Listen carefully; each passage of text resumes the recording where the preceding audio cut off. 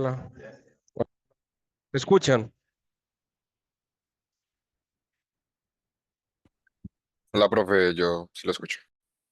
Listo, muchas gracias.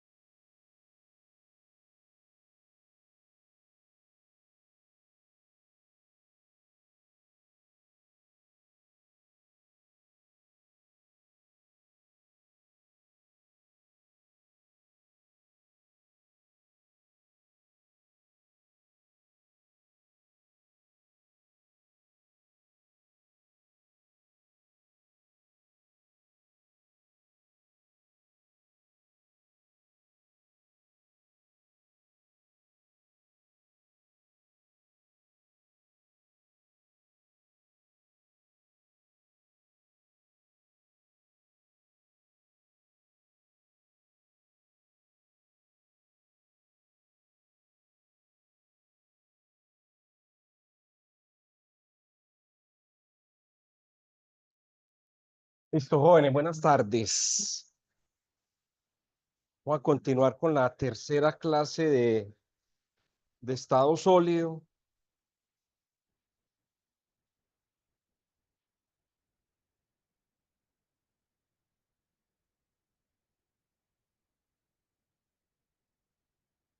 Entonces, lo primero que vamos a hacer un resumen de 5 minutos.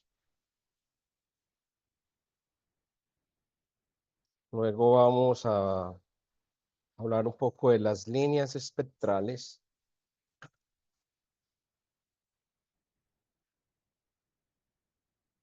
del modelo de Bohr.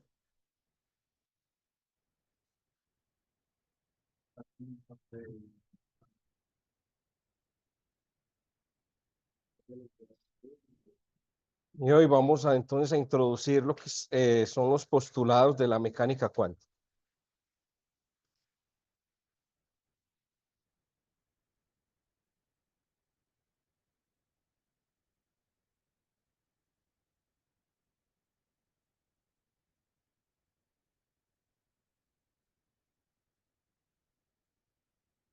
Y dentro de esos postulados, ah,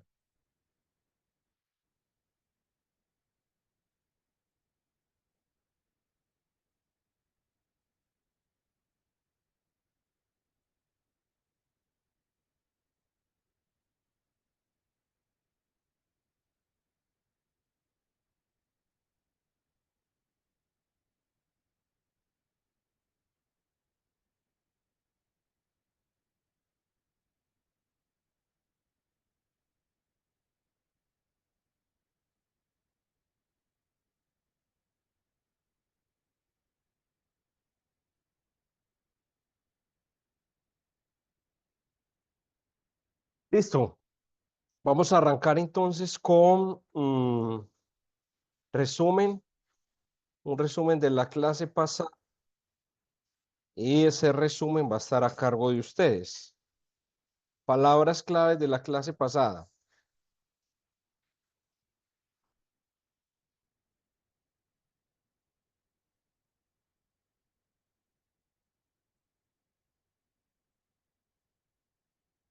Palabras claves.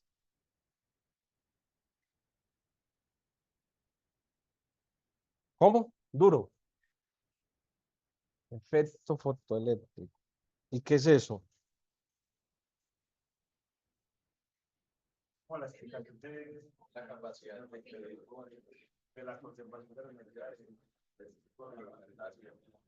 Efecto fotoeléctrico. ¿En qué consiste este efecto?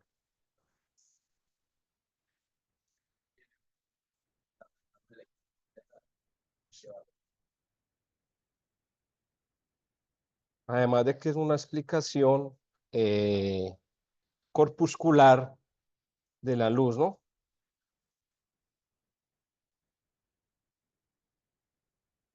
Y está medida por una ecuación muy simple, que es esta ecuación.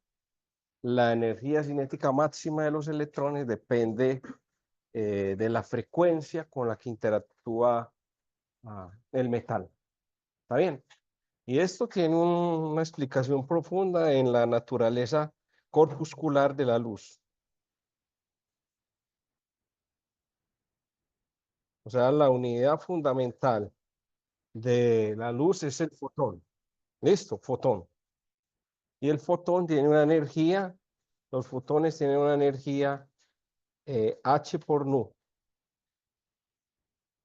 Muy bien, otra palabra clave. ¿Cómo?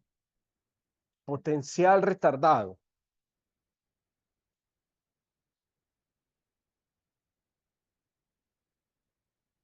Potencial retardado.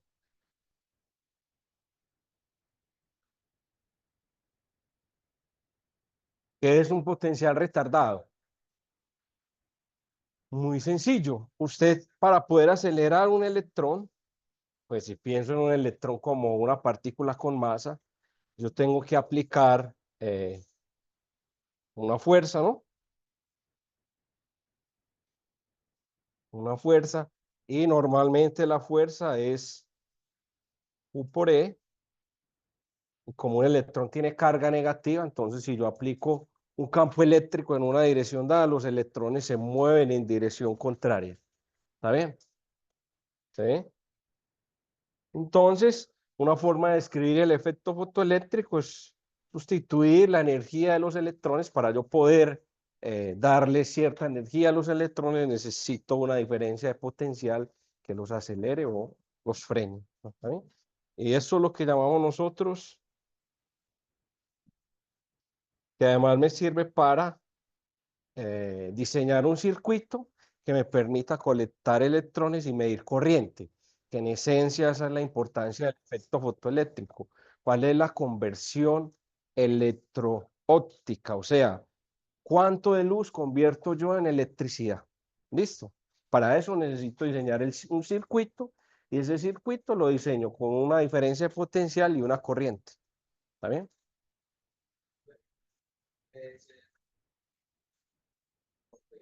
¿Ese qué?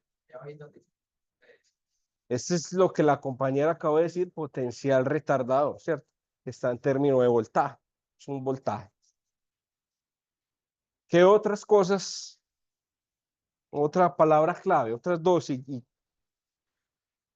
radiación de cuerpo negro?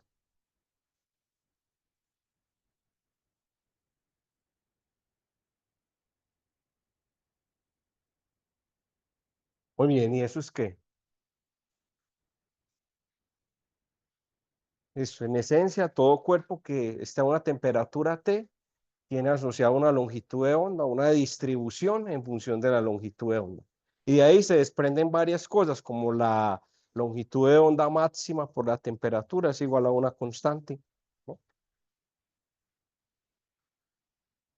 Bueno, pues en esencia es eso, T, lambda, y lambda tiene asociada una energía. Listo. Y aquí vimos la distribución de radiación de un cuerpo a una temperatura T. Muy bien.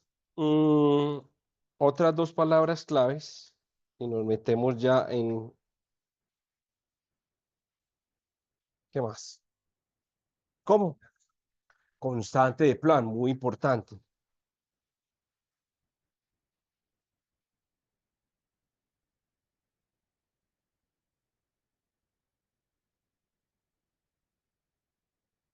H o H barra, ¿cierto?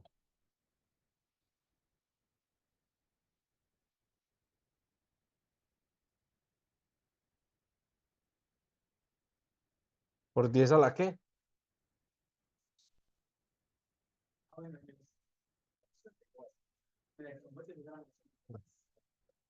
Muy bien, esta es la constante que va a mediar las interacciones o desde el punto de vista atómico.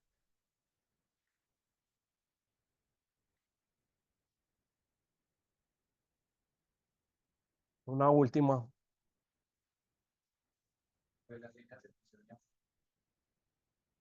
Eso lo tocamos finalizando la clase.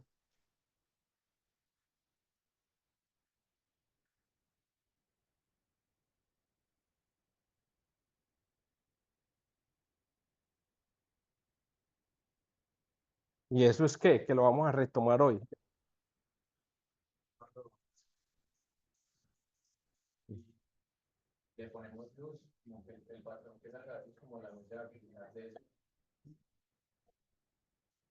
Y eso tiene que ver con la estructura o el tipo de átomo molécula que está conformando el gas.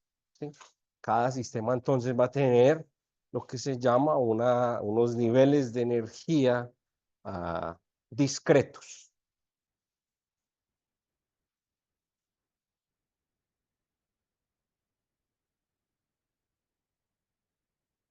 La última palabra. ¿Quién me dice una diferencia entre una teoría clásica y la teoría cuántica que vamos a estudiar? ¿Cómo? El observador. ¿Qué pasa con el observador? El observador.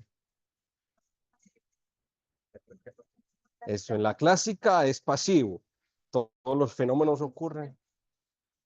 Y lo otro es la teoría clásica, es una teoría determinista. Usted puede predecir a través de las fuerzas actuando sobre su sistema, puede encontrar el vector posición en cualquier instante de tiempo, conociendo las dos condiciones iniciales. ¿Está bien? ¿Tienen preguntas con esto? ¿Alguna duda?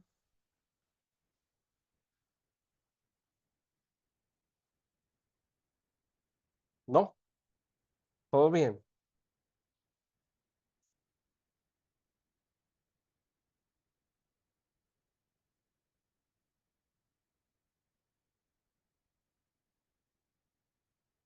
No, no sé, si usted lo hacía en escala logarítmica, usted sí podía encontrar m igual a 1, ¿cierto?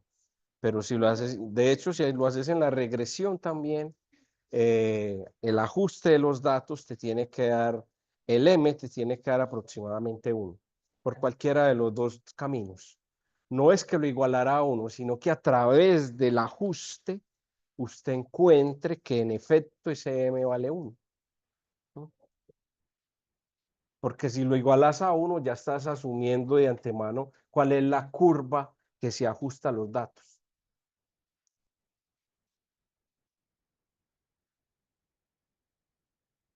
Muy bien, vámonos entonces para las líneas espectrales.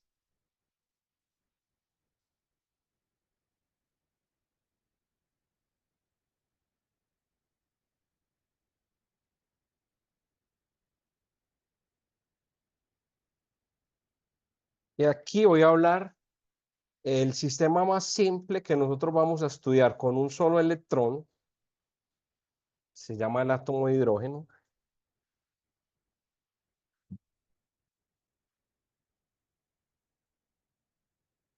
Y ese átomo de hidrógeno, jóvenes, va a ser esto, clásicamente.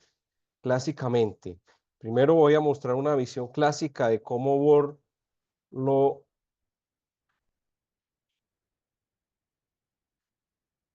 lo interpretó. Trató de darle explicación a las líneas de emisión y de absorción del átomo de hidrógeno.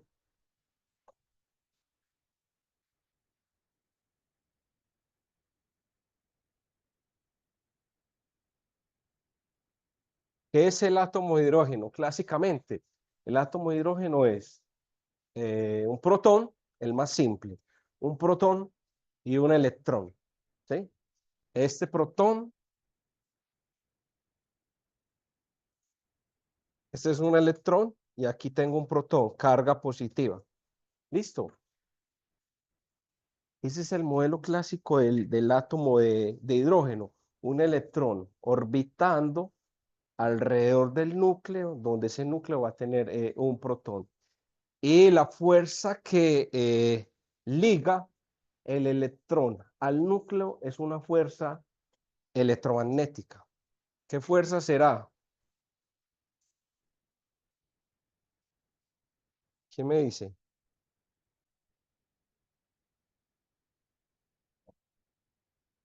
¿Cuál es la fuerza entre dos cargas?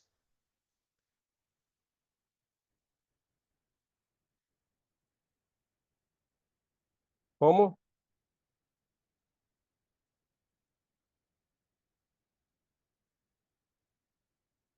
¿La qué? ¿La qué?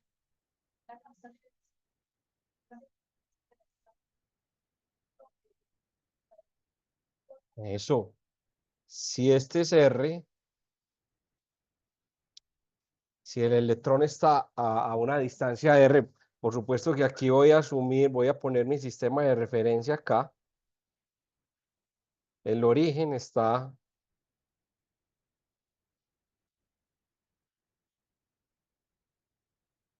voy a poner mi sistema, el cero va a estar acá, listo, el cero va a estar acá.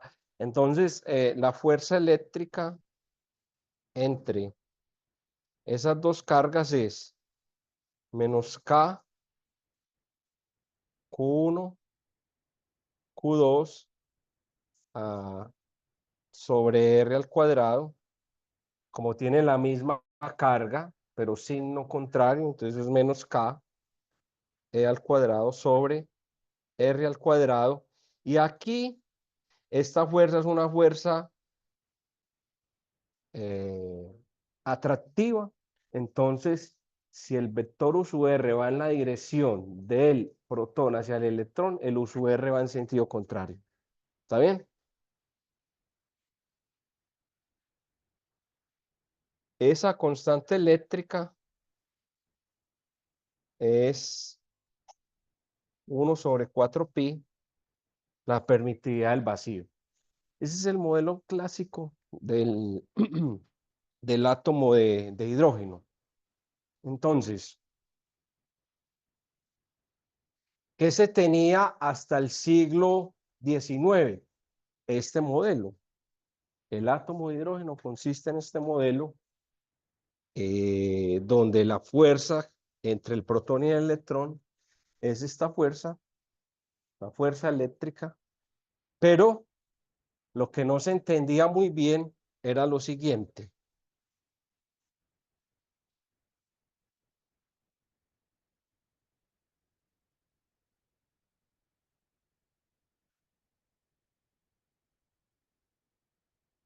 Ok, aquí voy a empezar a extrapolar y a mostrar algunos ejemplos más generales.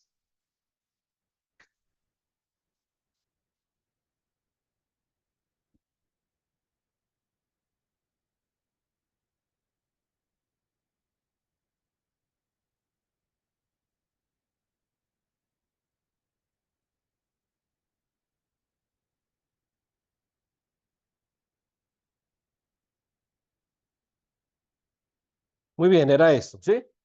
Si yo tengo un gas de átomos de hidrógeno, pongo una lente, pongo una rejilla y aquí un prisma, yo no voy a ver un espectro continuo de energía de los átomos que están en esta lámpara. Lo mismo en este ejemplo. Aquí. Si yo tengo el Sol, voy a quitar esto acá.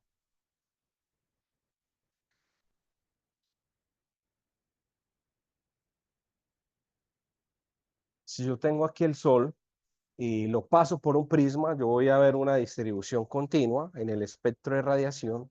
Pero si yo pongo a interactuar el Sol, como el Sol tiene todas las longitudes de onda, con una nube de gas, donde la nube de gas está formada por muchas moléculas, esas moléculas van a generar una función de transferencia de tal manera que yo cuando pase por el prisma ya voy a cambiar de tener un espectro continuo a un espectro de líneas espectrales.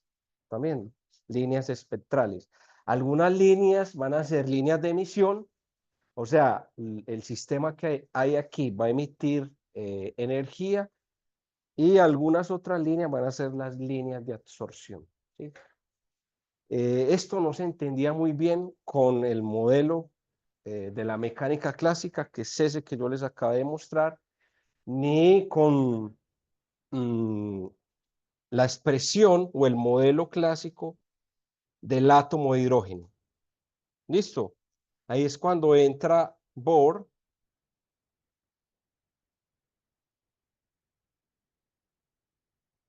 para poder explicar esas líneas de emisión y absorción. Ojo pues, Bohr propone lo siguiente.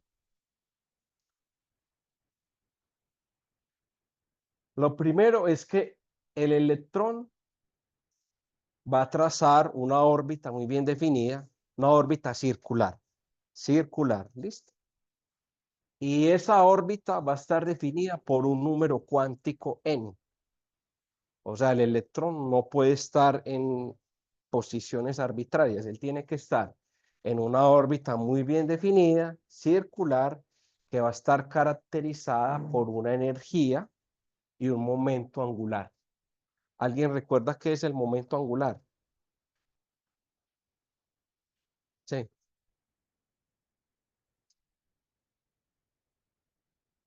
El momento angular es simplemente la cantidad que me caracteriza la rotación de un cuerpo alrededor de un punto.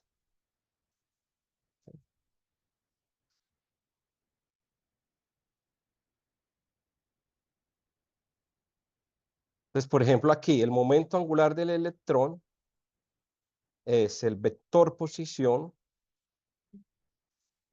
cruz P, entendiendo R, si estoy en tres dimensiones como X en Y, más Y en J, más Z en K. Y P como la masa por la velocidad. Esto es un producto cruz vectorial que ustedes conocen. Ese es el momento angular. ¿Ya recuerdan esto, no? Sí. Esto me está caracterizando cómo está rotando el electrón alrededor del núcleo. Entonces, Bohr, para poder explicar esas líneas de emisión y de absorción del átomo de hidrógeno, él lo que dice es, vea, el electrón va a estar en diferentes órbitas. En principio ustedes van a ver que con la mecánica clásica esto es una cosa natural. Estamos hablando de una primera explicación de las líneas espectrales que no fue la explicación correcta en términos conceptuales y matemáticos, pero que ayudó a trazar una ruta para poder llegar a los fundamentos de la mecánica cuántica. Entonces es bueno que ustedes conozcan esta parte del átomo de Bohr. Entonces, de nuevo, el electrón va a ocupar órbitas circulares con una energía definida y un momento angular muy bien definido. O sea, no puede estar en una órbita arbitraria, sino que va a estar en una órbita dada por este número cuántico, n. Lo otro es lo siguiente. Para yo poder pasar de una órbita de un estado de menor energía a un estado de mayor energía, el electrón debe absorber un fotón. Ojo, si yo quiero ir de un estado de menor a mayor energía, entonces yo le debo suministrar una energía al electrón para que vaya de una órbita a otra. ¿Listo? Esa diferencia de energía la voy a escribir así.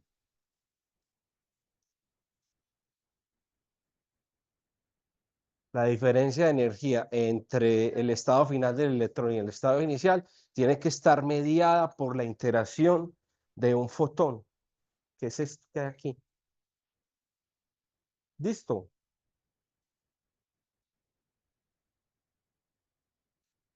Jóvenes, si van teniendo preguntas, las pueden ir haciendo. Entonces, de nuevo, si el electrón está aquí y quiere ir a una órbita, tiene que absorber, o si va de una de mayor energía a una de menor, tiene que emitir. Entonces, esto es lo que se va a llamar absorción. ¿Qué va a ser absorción? Cuando el electrón está en un estado de menor energía, absorbe un fotón y va a un estado de mayor energía. Eso se llama absorción. ¿Qué es emisión? Cuando el electrón va a estar en un estado de mayor energía y por cualquier mecanismo, por luz o por otros mecanismos, emite un fotón y va a un estado de menor energía.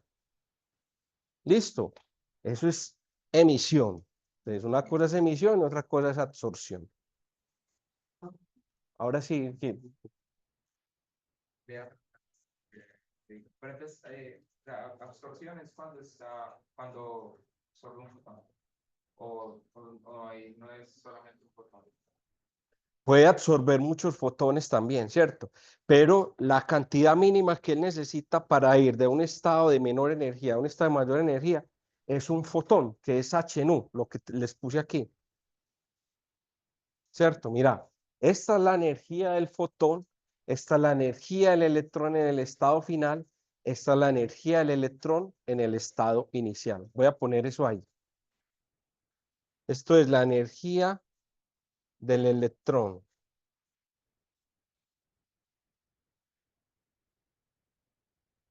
estado inicial,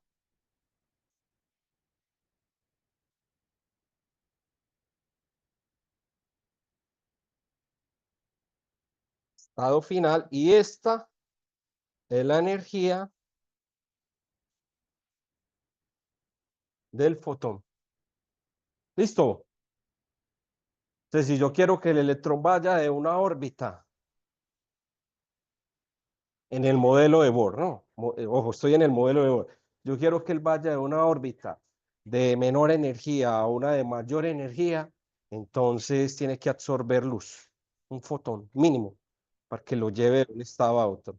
Si quiero que vaya de uno de mayor energía a uno de menor, entonces tiene que emitir. ¿Sí? Miren que en esencia es principio de conservación de la energía. Para yo poder darle una energía al electrón, tengo que suministrarle un fotón. Pero si él decae, tiene que emitir un fotón. ¿Sí?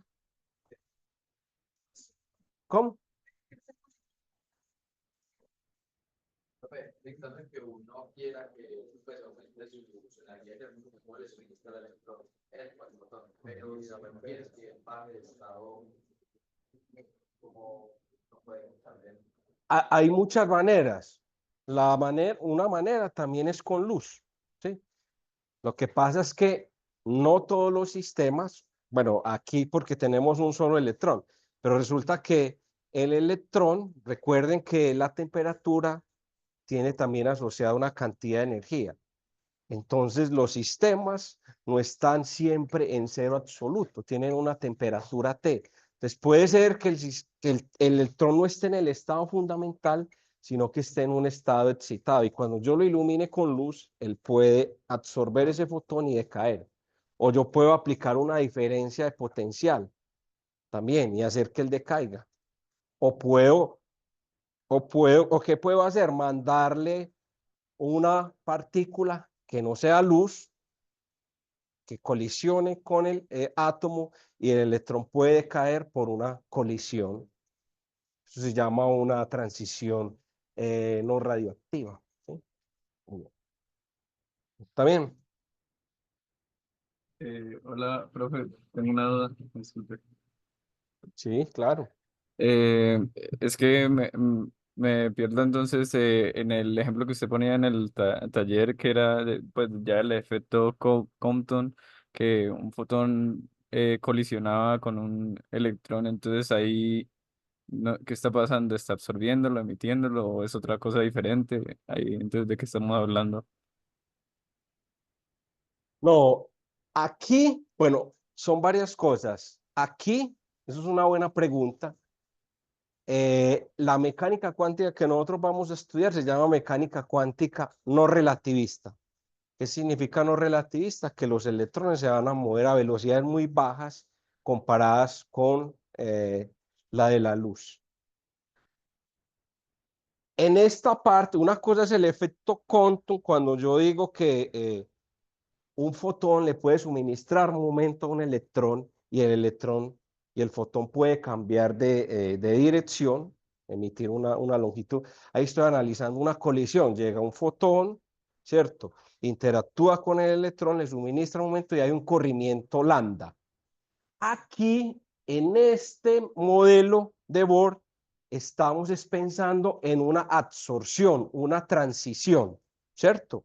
Le estoy dando una suficiente energía para que el electrón cambie de un estado de energía inicial a un estado de energía final. Allá el desplazamiento en la longitud de onda es tan pequeño que usted prácticamente puede decir que esa colisión es elástica, ¿no? Es muy pequeño.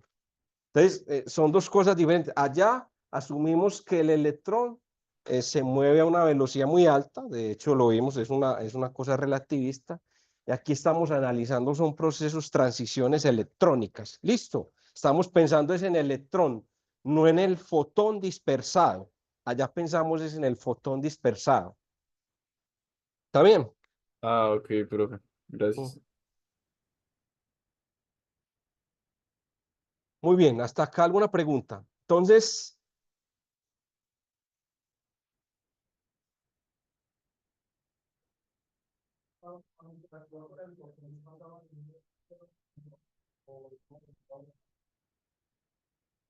depende si hay absorción o emisión. Cuando hay absorción, él siempre va de un estado de menor energía a un estado de mayor energía. Cuando hay emisión, él va de un estado de mayor energía a un estado de menor energía, emitiendo un fotón. Emite, ahí emite. En la emisión, él emite un fotón porque está decayendo a un estado de menor energía. Ah, muy bien, muy bien. Eso lo vamos a ver. Ya. En el modelo atómico de Bohr y en sí en la mecánica cuántica vamos a ver que el estado de menor energía es n igual a 1. O sea, los estados de mayor energía son los más internos, las órbitas más pequeñas, y los estados de mayor energía son las órbitas más grandes. ¿Sí? Por eso, los electrones que conducen en un metal son los electrones más externos. Los electrones en el oro, en la plata, porque son los electrones que están más débilmente ligados. Es más, ustedes pueden pensar en la fuerza eléctrica. ¿Quién siente mayor la fuerza? ¿Los electrones más cercanos o más lejanos? Como la fuerza depende sobre 1 sobre r al cuadrado, a medida que yo me alejo, esa fuerza disminuye. Entonces son electrones más débilmente ligados al núcleo. Por eso pueden conducir más en los metales. ¿Está bien? Muy bien. Entonces, esto lo voy a hacer en el taller, pero igual ustedes lo van a hacer. Van a deducir de la segunda ley de Newton y de esta condición de cuantización de Bohr. Voy a poner acá. Condición de cuantización de las órbitas. Sí.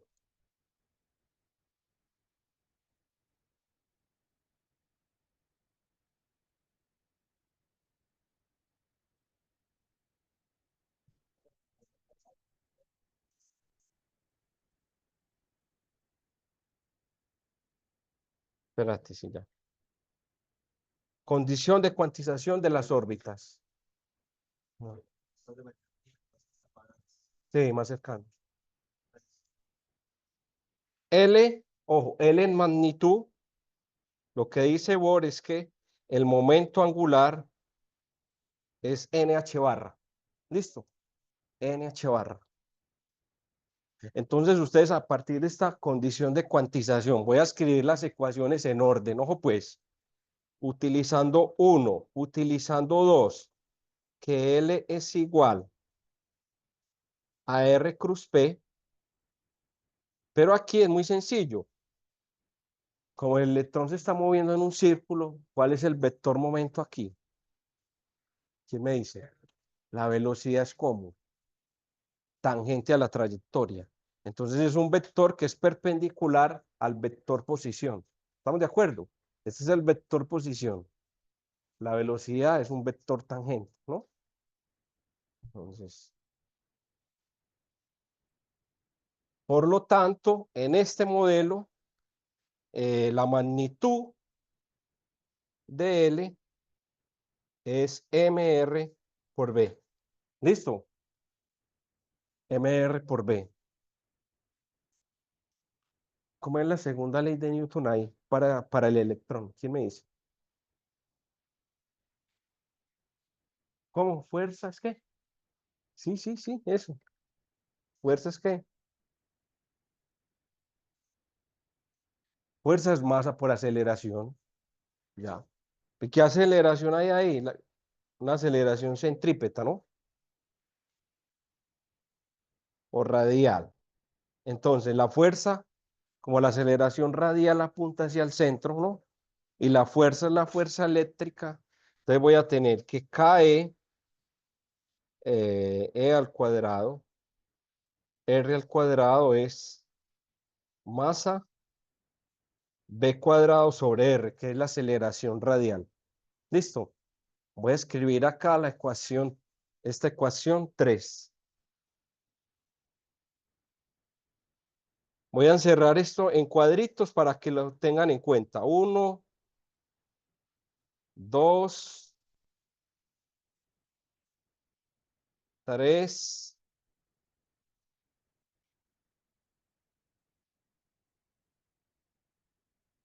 1, 2, 3. Y otra que voy a utilizar es la ecuación de la energía. ¿Cuál es la energía total de ese sistema? ¿Quién me dice? Energía cinética, que es cuánto? Un medio. Y energía potencial, que es cuál?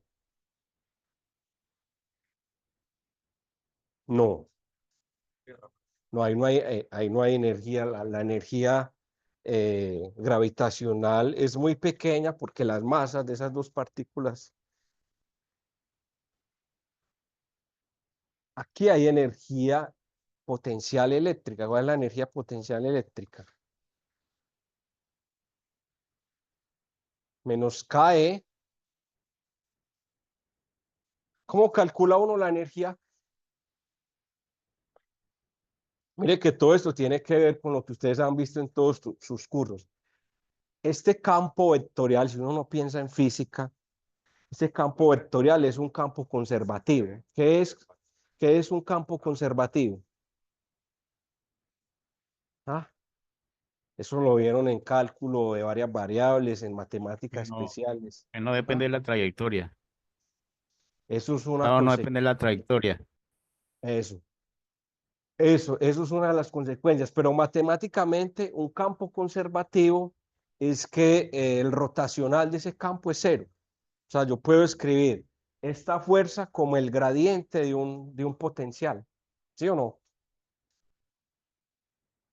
La fuerza, como es una fuerza conservativa, se puede escribir como el gradiente de la energía potencial y yo puedo encontrar la energía potencial a través de la fuerza. Simplemente como esto tiene sola componente radial, integro entre 0 e infinito y esa energía potencial me da menos K E al cuadrado sobre R. ¿Listo? Ojo pues, entonces, usando estas cuatro ecuaciones, un ejercicio para la casa, van a encontrar que la energía es menos 13,6 electronvoltio sobre n al cuadrado. Y también me van a mostrar que el radio de Bohr, es el radio más pequeño de la órbita, es 0,5 angstrom. 1, 2, 3, 4 van a demostrar esto.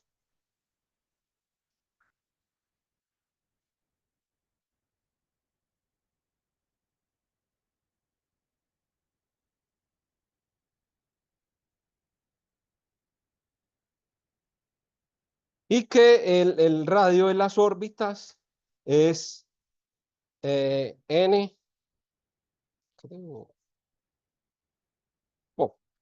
y van a encontrar una expresión para R sub n. Me van a decir cómo van a estar cuantizadas las órbitas. No les voy a poner el resultado. Listo.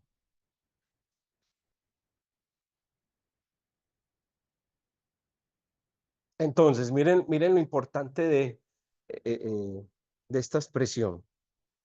Bohr encontró que tanto los niveles de energía, la energía del electrón, como los radios de las órbitas son discretos. N es un número cuántico entero.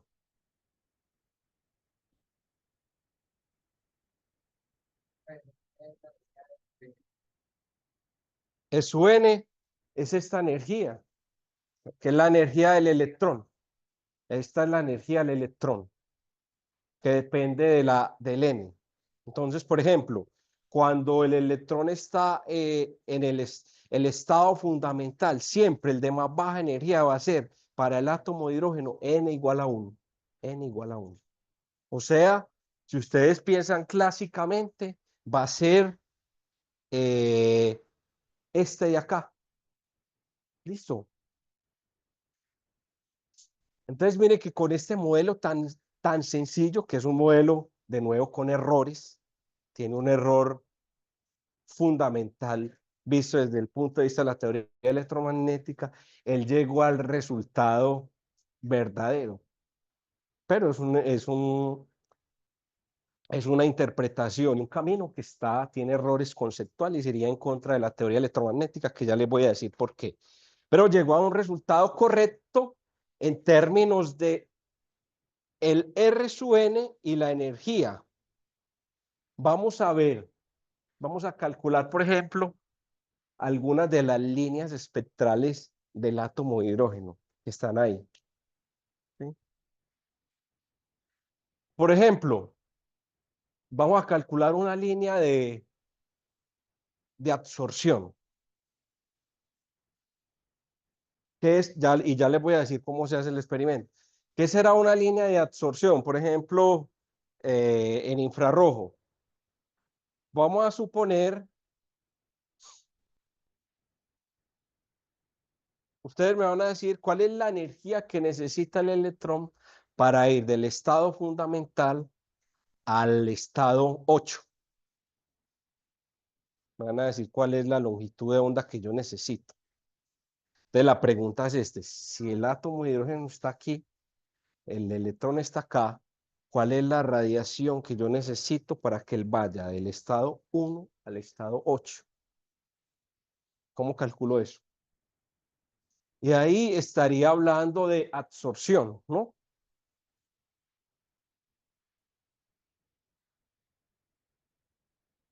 ¿Quién me dice cómo hago ese cálculo? Estaría hablando de estas líneas de absorción, ¿no? ¿Cuál es la longitud de onda que yo necesito? Azul, roja, amarilla, verde, naranja. ¿Con qué fuente de luz necesito yo iluminar el átomo de hidrógeno para poder llevar el electrón de un estado de n igual a 1, menor energía, a n igual a 8? Profe, Pero dígame matemáticamente, ¿cómo hago eso? Pues no. profe, pues sería ¿Cómo? encontrar la energía del electrón en el estado 8, la energía en el estado 1 y restarlas. Y con esa energía ya se puede encontrar la longitud Eso. de onda. Entonces, ¿S1 es quién? S1 es menos Eh, 13,6 Eso sobre electronvoltios, 64. ¿cierto? ¿Quién es S8? Va a ser menos 13,6 electronvoltios sobre 8 al cuadrado, ¿no? O sea, 64. Entonces, la luz, ya le voy a hacer un diagramita que vamos a utilizar mucho en el curso. El fotón que yo necesito, el tipo de radiación que yo necesito para generar esa absorción es E8 menos E1 es igual a H nu.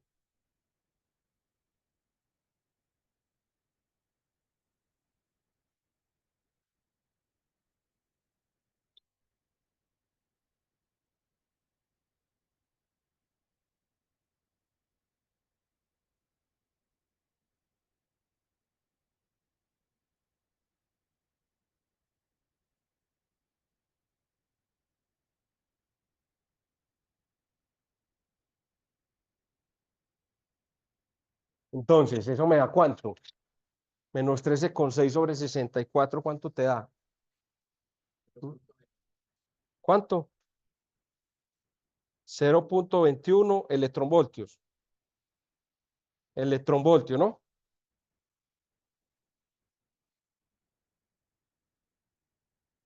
Más, porque esto en menos, por menos me da más, ¿cierto? Y eso me da,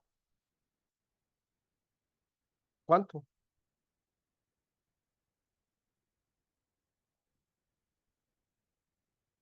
13,38 electronvoltios. Y esto tiene que ser igual a H nu. Y yo sé que nu, no se les olvide, nu es C sobre lambda, ¿listo?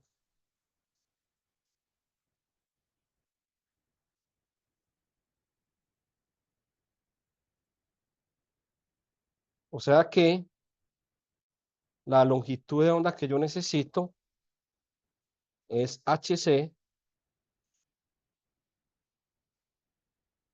Y yo sé que HC, ya les dije, 1240 electronvoltios sobre, ¿y eso me da cuánto? Cancelo electronvoltios con electronvoltios, y eso me da 106 nanómetros. ¿Eso en qué rango está el espectro electromagnético?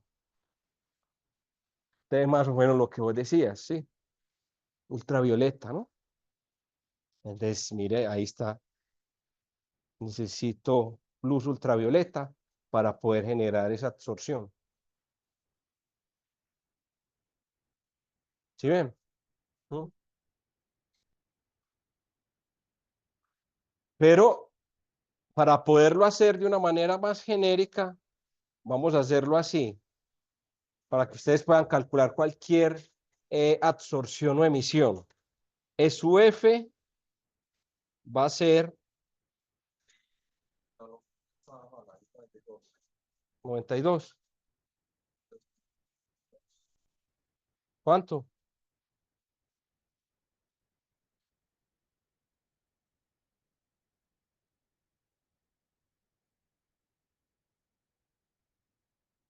Entonces, de la manera más genérica, el E final va a ser menos 13,6 electronvoltios en su F al cuadrado.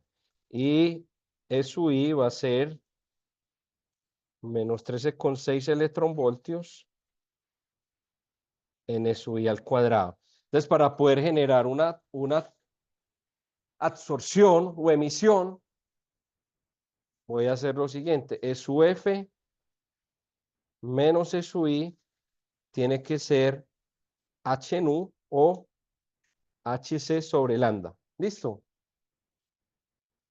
¿Quién es SUF? SUF es menos 13,6 electronvoltios en SUF al cuadrado. ¿Está bien? Menos 13,6 electronvoltios en SUI al cuadrado. Y entonces me queda lo siguiente, esto es,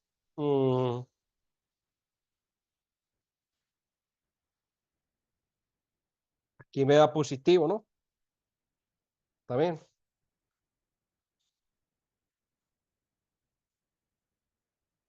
Entonces me queda que esto es 13,6 electronvoltios, 1 sobre n sub i cuadrado, menos 1 n sub f cuadrado, es igual a hc sobre lambda. Y entonces me queda que que lambda es hc pesado con 13,6 electronvoltios, 1 sobre n sub i al cuadrado, 1 sobre n sub f al cuadrado a la menos 1.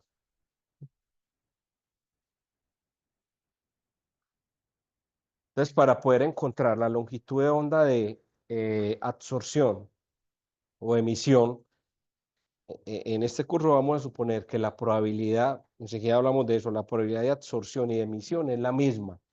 Entonces, lo que cambia ahí es un signo, ¿cierto? Pero esa es la longitud de onda que yo puedo encontrar, la que tengo que poner con la que tengo que poner a interactuar el átomo de hidrógeno para que vaya de un estado inicial a un estado final. ¿Cómo sabemos nosotros de qué están hechas las estrellas que tienen mucho hidrógeno? Es con las líneas espectrales de emisión. Sabemos que están hechas de hidrógeno porque justo tienen las líneas de absorción y emisión del átomo de hidrógeno. ¿Sí? ¿Mm? Esa es la menos 1, sí, porque lo bajé, ¿cierto? ¿Mm? De lo realmente, porque está el hecho de que yo ilumino, por así decirlo, la estrella o el cuerpo, pero entonces yo tengo, o no sé, en la imagen que veía que no tenía que verlo como en los lados. Entonces, ¿esto no dónde es agua ya? La estrella es un cuerpo que emite luz, ¿cierto? Tiene unos procesos internos de fisión y de fusión. Dentro de esos procesos se genera el hidrógeno. ¿Listo? Entonces, el hidrógeno es un átomo que tiene un espectro de emisión y de absorción. ¿Qué pasa? Cuando yo capturo la luz de la estrella, la luz, como está emitiendo luz, la paso por un espectrómetro, o sea, por un prisma. Yo puedo ver, ese prisma me selecciona las longitudes de onda, yo puedo ver ese espectro discreto de energías. Yo les voy a mostrar ese equipo en el laboratorio, se llama un espectrómetro, donde yo puedo seleccionar longitudes de onda y puedo ver esas líneas espectrales. ¿Sí? Entonces, en esencia, es esto lo que ocurre con el modelo de Bohr, que lo vamos a ver ya conceptualmente más riguroso y sin fisuras en la teoría cuántica como una teoría ya. Esto sigue siendo una interpretación eh, muy estocástica, digámoslo, entre... ¿Alguna pregunta hasta acá? ¿No? ¿Todo bien?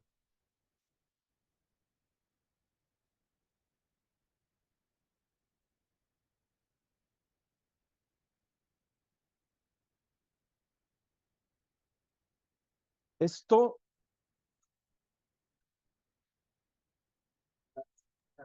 Profe, Se logran analizar porque se atraviesa, pues, digamos, del fotón a través del gas o algo así, y eso es lo que se logra observar. O es que usted puede hacer dos cosas. Usted puede hacer dos cosas. O usted puede interactuar el sistema con luz, ¿cierto? Y genera esas transiciones, o en el caso de una estrella que vos tenés procesos de fusión y de fisión, los átomos de hidrógeno están constantemente absorbiendo o emitiendo, ¿cierto? Porque están yendo de estados de menor energía a mayor energía, o de mayor a menor energía, entonces emiten, y eso es lo que vemos, es los estados, exacto. Y por eso sabemos que están hechas de hidrógeno, ¿sí? Hola. ¿Mm? ¿Alguien iba a decir algo aquí en el... Hola. Hola, profe.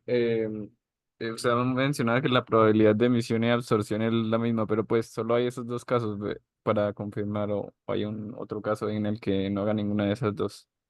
No, en general vamos a ver que en el caso de semiconductores, que ya son sistemas de muchos electrones, sistemas más complejos, no siempre la probabilidad de emitir es la misma probabilidad de absorción.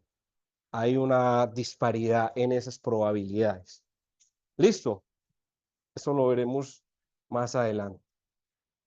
Yo voy a extrapolar ese ejemplo ya para meternos al caso de la mecánica cuántica y mostrarles cuál es el error que tiene el modelo de Bohr. Les voy a mostrar algunos trabajos que nosotros hacemos usando el tema de la cuantización de la energía. Esto, por ejemplo, es el trabajo de un estudiante de doctorado que ya va a sustentar. Él diseñó una fuente en nuestro laboratorio, una fuente láser, espectro banda larga en supercontinuo, y esa fuente me permite a mí determinar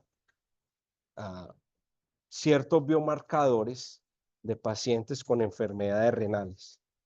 Un biomarcador como cistatina C y otro tipo de biomarcadores utilizando la interacción de la luz con la materia. Entonces hay ciertas moléculas en nuestro cuerpo que tienen energías cuantizadas y esas energías yo las puedo excitar con la luz que proviene, ¿sí? Y eso se ve muy bien reflejado en un pico de absorción o de emisión. Entonces yo puedo hacer un diagnóstico con luz.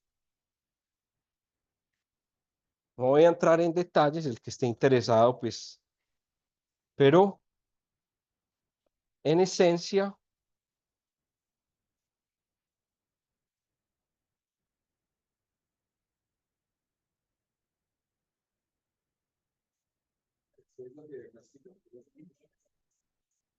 por ejemplo, los pacientes con enfermedades renales tienen un biomarcador, aparte de la que se llama cistatina C.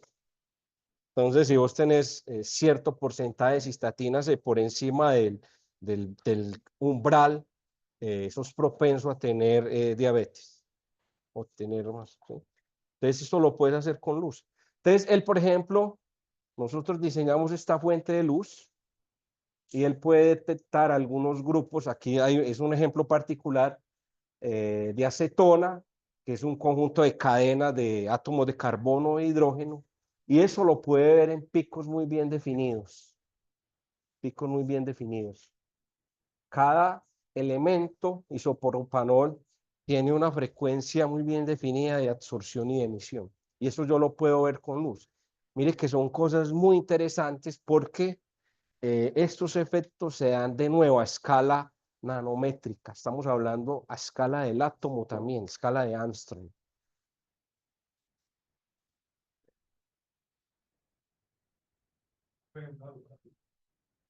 Ese cálculo que acabamos de hacer, de cambio de estado, solo se puede aplicar cuando hay opción solar. Ese yo lo aplico cuando hay, o sea, cuando no hay un estado, como no lo mayor, No, porque ahí cambia el orden. Ahí cambia el orden. Pero realmente lo que vos necesitas es el valor absoluto, ¿cierto?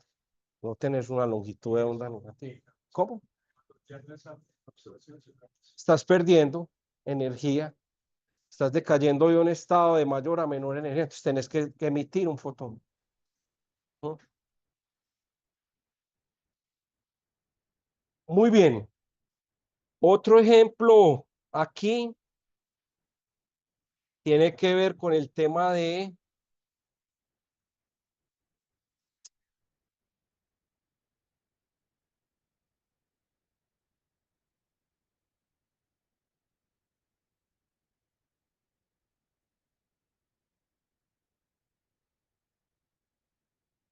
tema de las perovskitas, que les hablé que tiene que ver con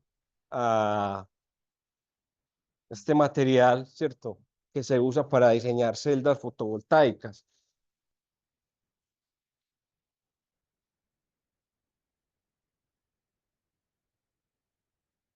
Miren el espectro de absorción de una perovskita 2D, espectro de absorción. Mire que en este caso, pues como es un semiconductor, hay un espectro continuo, pero en algunas regiones voy a tener unos picos muy bien definidos. Aquí absorbe mucha luz en esta región. Aquí también. Entonces, dependiendo del tipo de cristal o de material, yo voy a tener unos espectros de emisión y absorción muy bien definidos. Es un trabajo hecho por una joven investigadora. También, ah,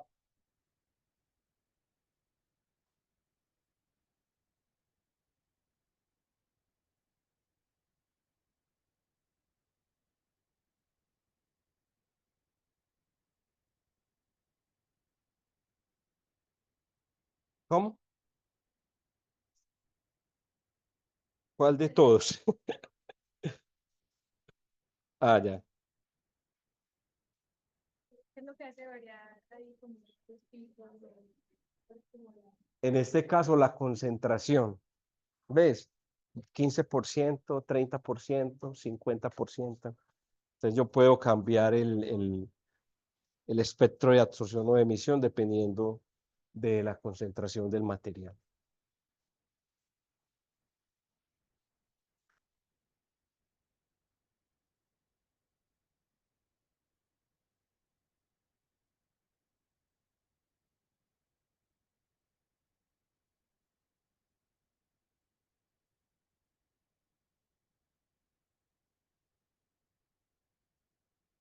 ¿Cuál es el problema que tiene entonces el átomo de Bohr?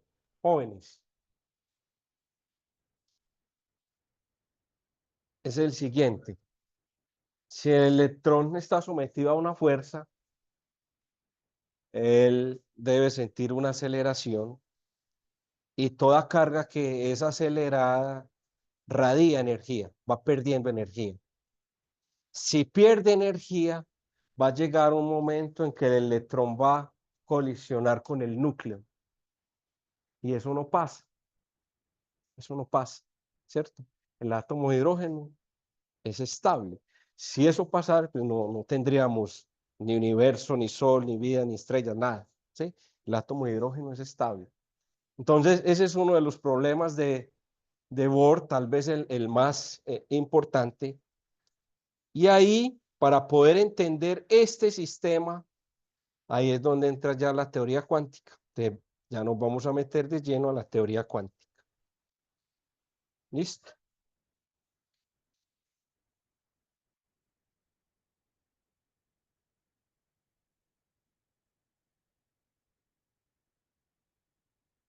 Muy bien.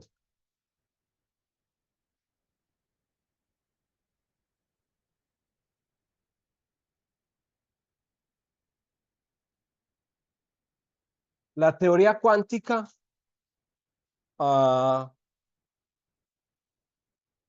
está basada en cuatro postulados. Cuatro postulados, ¿listo? Primer postulado.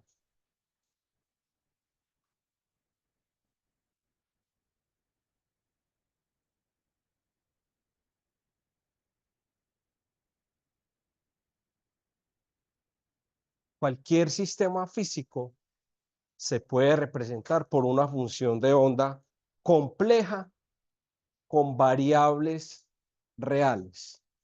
Cualquier sistema físico.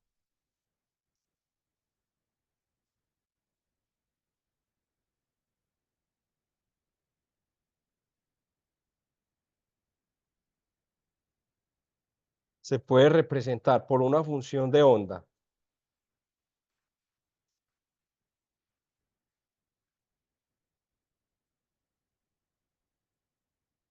compleja de variables reales. ¿Listo? Compleja. de variables reales.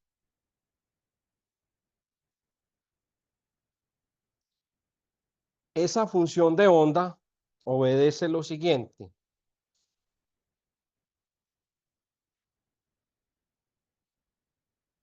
Cuando yo hablo de un sistema físico, estoy hablando de un átomo, una molécula, un cristal, un semiconductor, un planeta, cualquier sistema físico que yo quiera estudiar. ¿Listo? Tiene asociada una función de onda.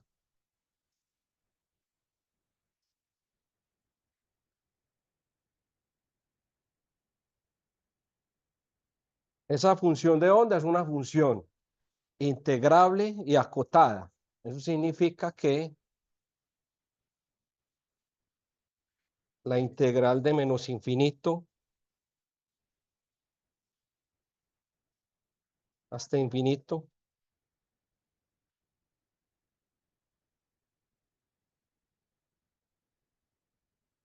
de esto de ahora en adelante lo vamos a llamar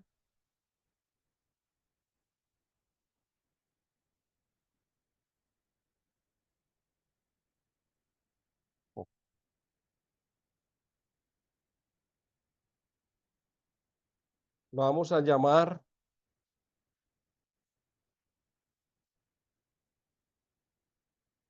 ¿está bien?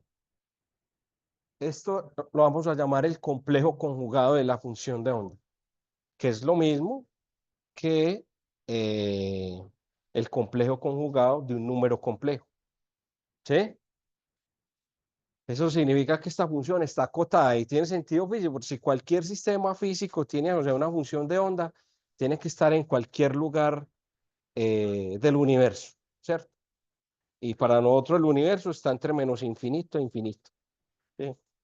Claro, esos infinitos cambian. Si yo tengo un electrón, para el electrón menos infinito, infinito puede ser 1 centímetro por las dimensiones que tiene el electrón. ¿Sí? Bien.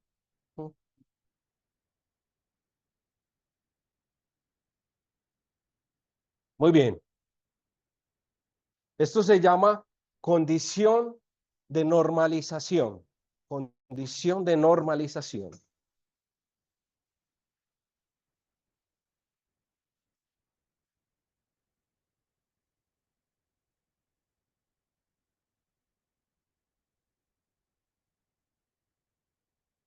¿Está bien?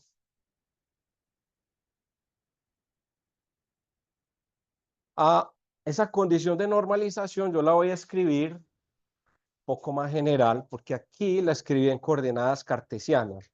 Entonces, para que ustedes no piensen que solo en coordenadas cartesianas, yo la voy a escribir así.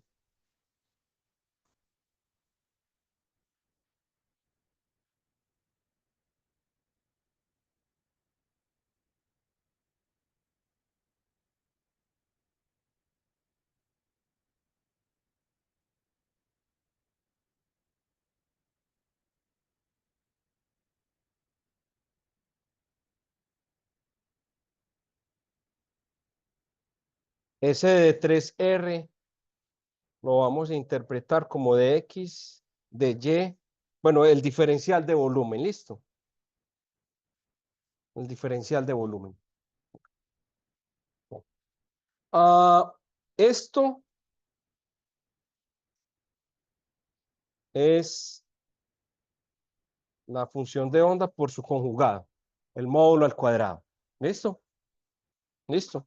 Entonces, cualquier sistema físico tiene asociada una función de onda compleja con variables reales que es integrable y acotada. ¿Está bien?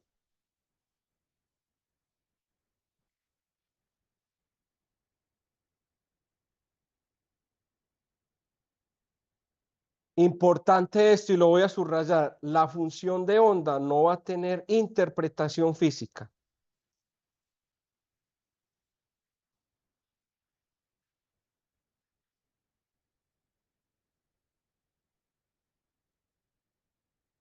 No significa nada, es un objeto matemático. Para la física, la función de onda no significa, no describe los experimentos en la naturaleza, la función de onda no. Lo que sí tiene interpretación física es el módulo al cuadrado de la función de onda. Esto va a ser la probabilidad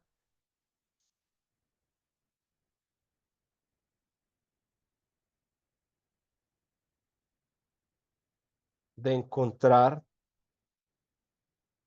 mi sistema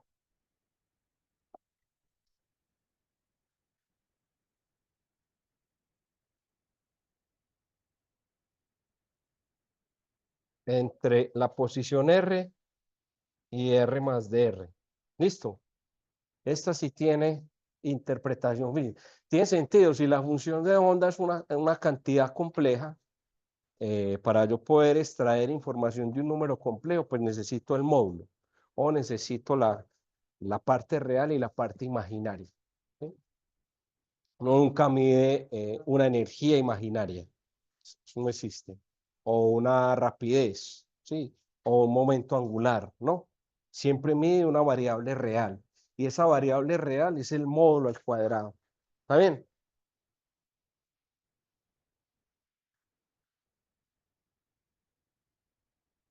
Postulado número 2.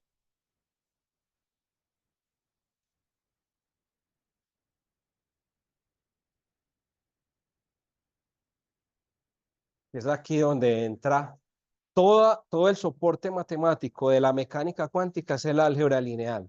Entonces, el postulado número 2 es el siguiente.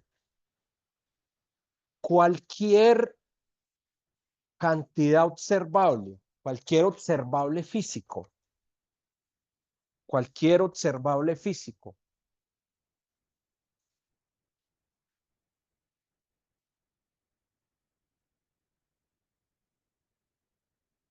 esto tiene que ver mucho con el experimento.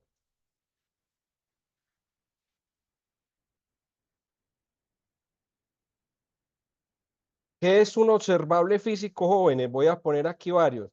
La energía, la velocidad, el momento angular, el spin, que lo voy a definir más adelante, todas esas cantidades físicas, la posición, cualquier observable físico que yo quiera medir de mi sistema, la energía del átomo de hidrógeno, la posición, el momento angular, ¿cierto? El momento lineal, va a tener asociado un operador lineal hermítico.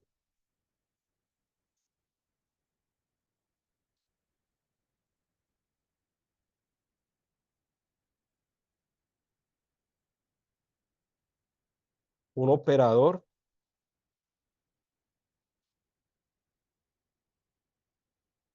lineal hermítico y acotado. ¿Está bien?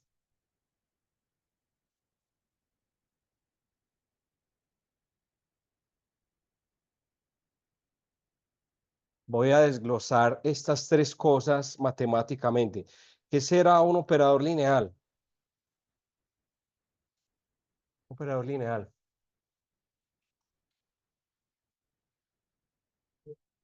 ¿Cómo?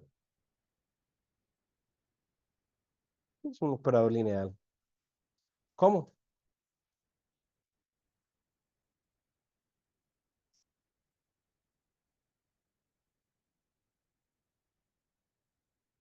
Aquí yo voy a escribir esto. Si tienen preguntas, recuerden los horarios de asesoría, los talleres, muy importante, pero les digo, el aparato matemático es muy importante acá. Un operador lineal, por ejemplo, la integral. ¿Sabes la integral de, si yo tengo dos funciones, f de x más g de x, ¿cuál es la integral de f de x más g de x?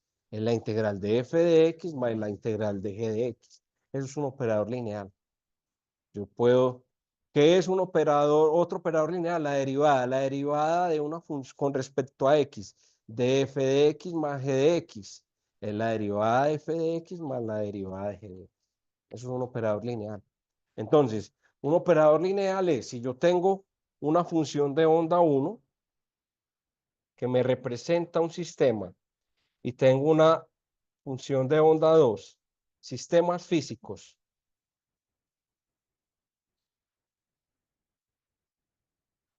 Entonces, un operador lineal es esto. Si yo aplico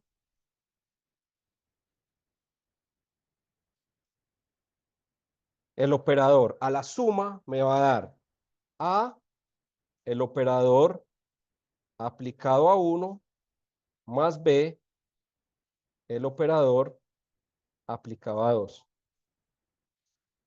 Van a demostrar que la derivada y la integral es un operador lineal. Listo.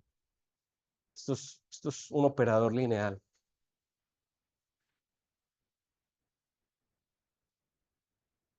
Operador lineal.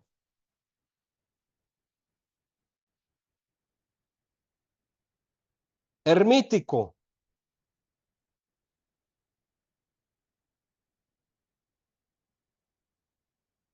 ¿Qué será un operador hermítico? Hay un ejemplo muy sencillo. Un operador hermítico es esto. El adjunto tiene que ser igual al operador. ¿Qué va a ser el adjunto? Traspuesto conjugado. Traspuesto conjugado. ¿Sí?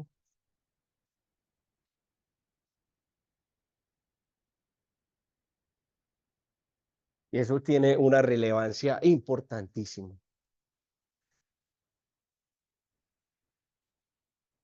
Traspuesto conjugado, ¿qué significa? Es una matriz traspuesta.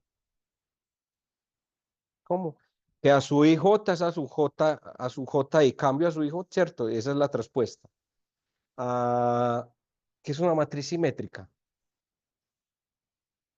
¿Cómo? ¿La qué? Eso. Si la matriz es una matriz simétrica con entradas reales, ¿cierto? Se cumple esto.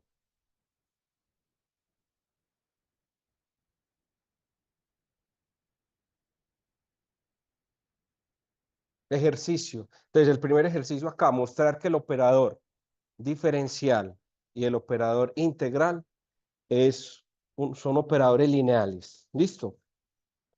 Segundo ejercicio. Les voy a poner uno bien sencillo.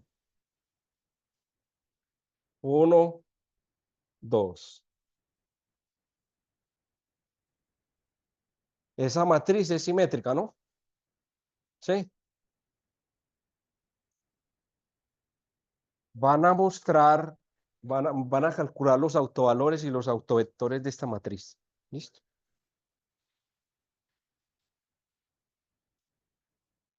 Ah, ojo, ¿cuál es la importancia de esto, jóvenes? Del hecho de que a cada cantidad física se le asocia un operador hermítico. Es que los autovalores de un operador hermítico son siempre números reales. Números reales. Entonces, ustedes vieron en el caso del átomo de hidrógeno, si uno tiene el operador energía, le asocia, si uno tiene la energía, le asocia un operador, calcula los autovalores y adivine qué obtiene. Los valores de energía del átomo de hidrógeno. Y esos valores son ¿qué números? Son números reales. Por eso, todas las cantidades físicas que tienen asociados operadores tienen que ser operadores hermíticos, porque los valores propios son números reales y los valores propios es lo que uno mide en el experimento. ¿Está bien?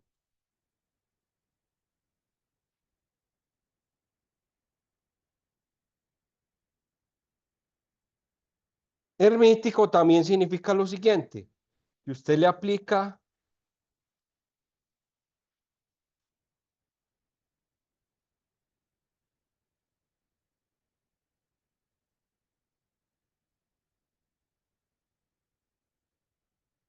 hermítico es esto también.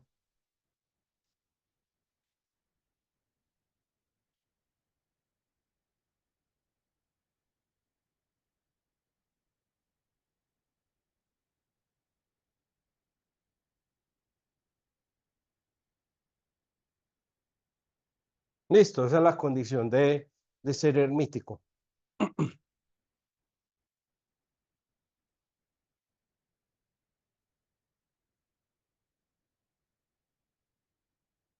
Ok, me está faltando. oh, El tercer postulado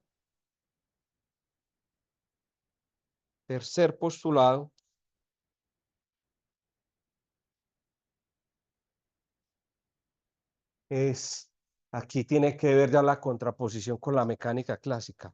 En mecánica cuántica vamos a hablar de valores medios de las cantidades físicas. A diferencia de la mecánica clásica, uno tenía un valor de energía muy bien definido para un sistema en cada instante de tiempo. En mecánica cuántica hay que hablar de valores medios. Cuando yo hablo de valores medios en estadística, ¿eso qué significa?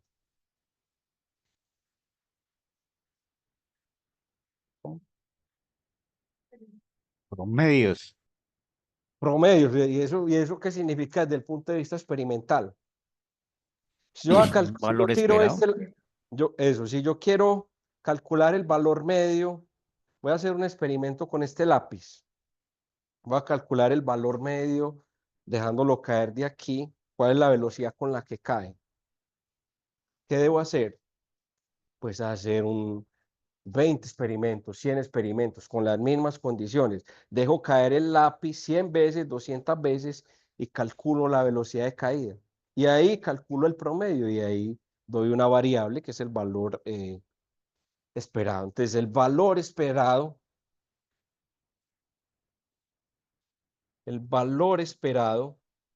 de una cantidad física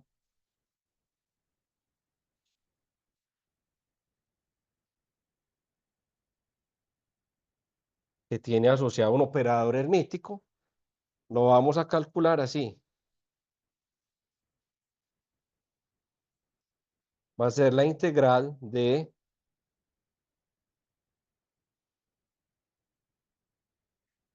1 asterisco por 1. ¿Está bien? Ese es el valor esperado.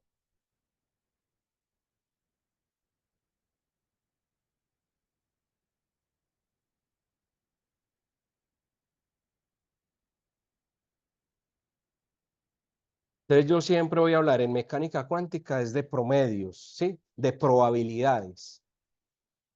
No como en la mecánica cuántica que yo hablaba de un vector posición muy bien definido, de una rapidez muy bien definida, de una energía. Aquí voy a hablar es de probabilidades, de promedios. Y cuarto, que es lo que vamos a usar nosotros en el curso, cualquier sistema va a obedecer la ecuación de Schrödinger, que es como la segunda ley de Newton. Cualquier sistema, desde el punto de vista de la mecánica cuántica,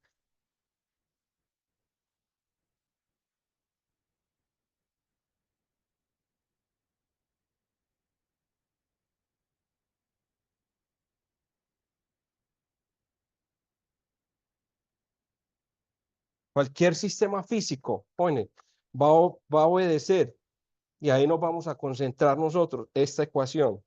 Ojo pues, H por la función de onda es igual a I, H barra,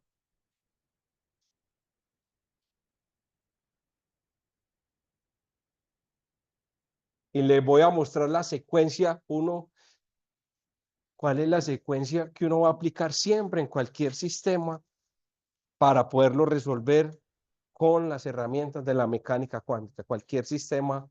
eh, Ojo pues, entonces, cualquier sistema físico obedece a la ecuación de Schrödinger. ¿Quién es este señor? Lo vamos a llamar el operador hamiltoniano.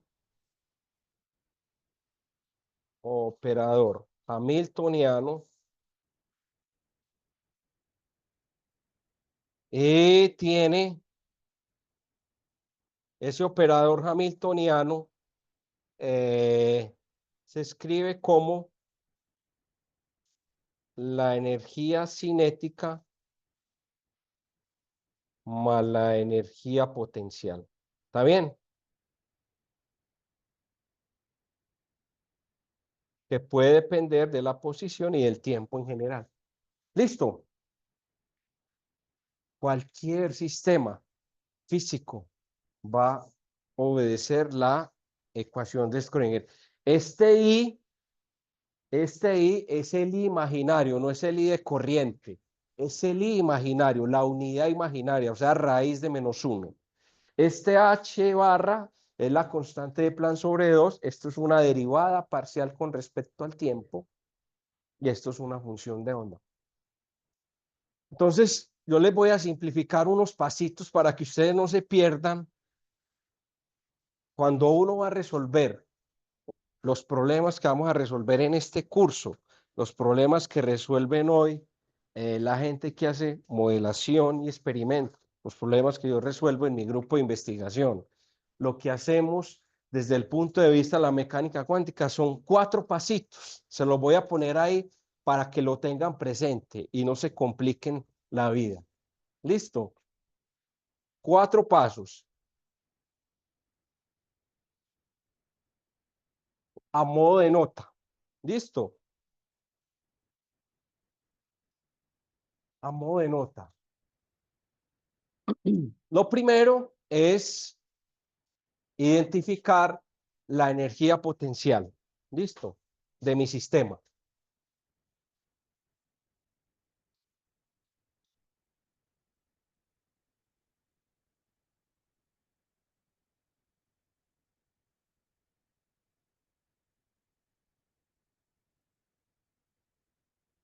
Que para nosotros, la voy a poner de una vez, nosotros vamos a tratar con sistemas muy simples. Esa energía potencial de los sistemas va a depender de la posición. ¿Qué significa identificar la energía potencial? Por ejemplo, si yo tengo un átomo de hidrógeno, yo ya sé que la energía potencial fue la que vimos ahorita, menos K E al cuadrado sobre R. Pero si yo cambio de sistema, si ya tengo un átomo con 2 electrones, la energía potencial cambia. Entonces, siempre hay que identificar la energía potencial. Si tengo una partícula libre que no está sometida a ninguna energía potencial, eso también cuenta ahí. O sea, siempre hay que identificar la diferencia de un problema en mecánica cuántica, de un problema a otro, es la energía potencial y las condiciones de frontera. Listo. Pero siempre vamos a aplicar este procedimiento que yo les voy a poner acá. Entonces, lo primero es identificar la energía potencial. ¿Sí? Lo segundo es saber si el sistema físico, si mi partícula o mi conjunto de partículas está en una, en dos o en tres dimensiones. ¿Listo? Uno, es la dimensionalidad. Voy a poner aquí.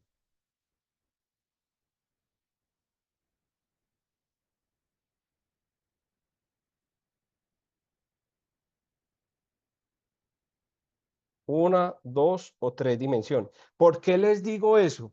Porque dependiendo de una, dos o tres dimensiones, pues la función de onda va a depender de X o de XY o de XYZ. Pero también este operador, que ya lo vamos a ver, también va a depender de XYZ. ¿Sí? ¿Está bien?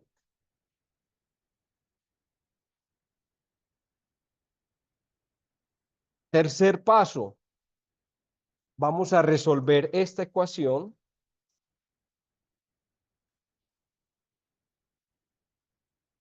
Ojo, pues que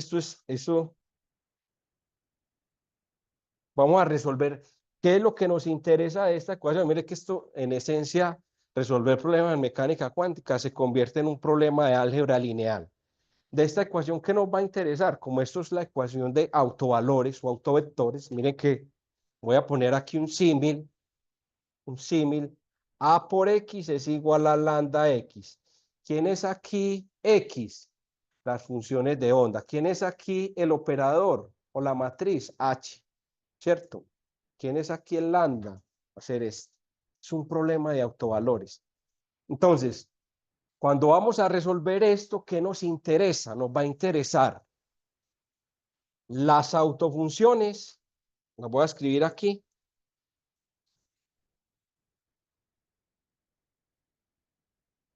Autofunciones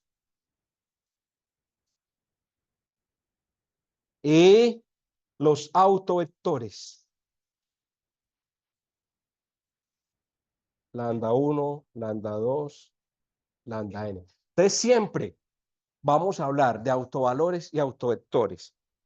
Una vez que encontremos los autovectores y los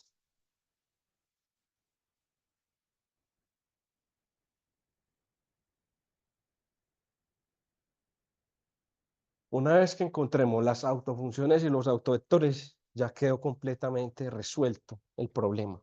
¿Por qué? Porque ya puedo encontrar el valor medio de cualquier cantidad física, el valor esperado. ¿Cómo? Como lo acabamos de ver, yo ya puedo escribir,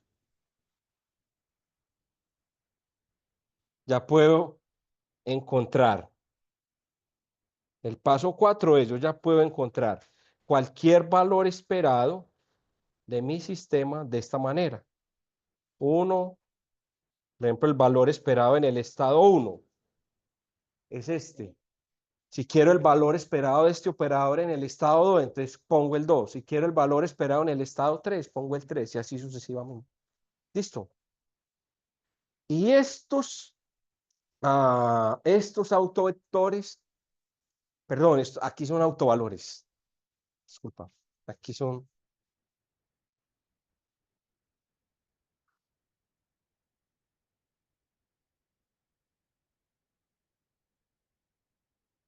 estos son autovalores. Estos autovalores son los que me dan el espectro asociado al operador. Entonces, el espectro de energía asociado al operador de energía, el espectro del momento angular asociado, y eso es lo que me vuelve discreto mi sistema. ¿Cómo? Que hay un conjugado.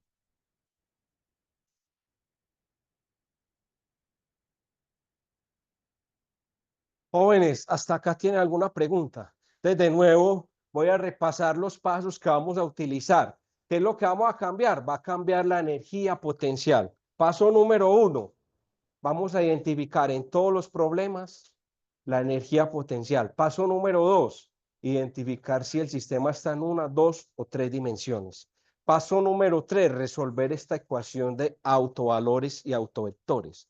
¿Cuáles son las autovectores que se llaman autofunciones también y cuáles son los autovalores? Una vez que tenga ya eso, ya puedo calcular el valor esperado de cualquier cantidad física. ¿Sí? ¿Preguntas? ¿No?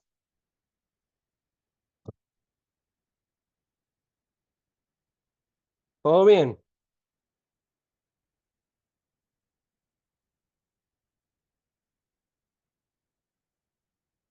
¿Todo bien?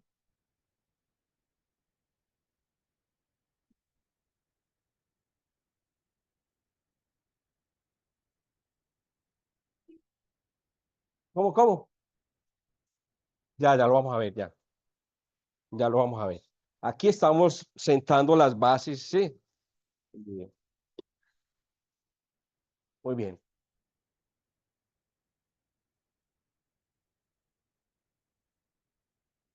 Entonces, un ejemplo. Primero el ejemplo matemático y después el ejemplo físico, los ejemplos físicos, ¿cierto? Y después les muestro en el experimento cómo funciona.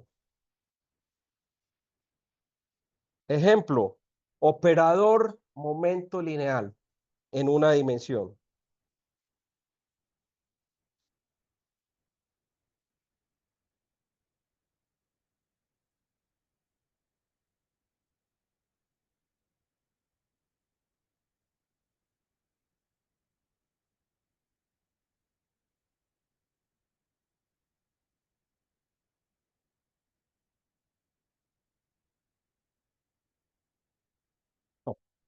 Y el operador, momento lineal, si suponemos un electrón libre, ¿qué será un electrón libre? Un electrón libre es un electrón que no está sometido a ningún tipo de energía potencial. O sea, la energía potencial es cero. ¿Sí?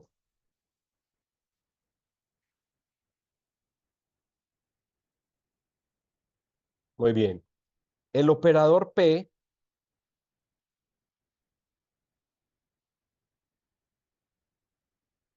voy a comenzar en una dimensión.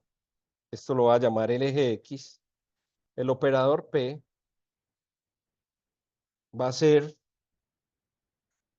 menos si h barra la derivada parcial con respecto a X. Ese es el operador P en una dimensión.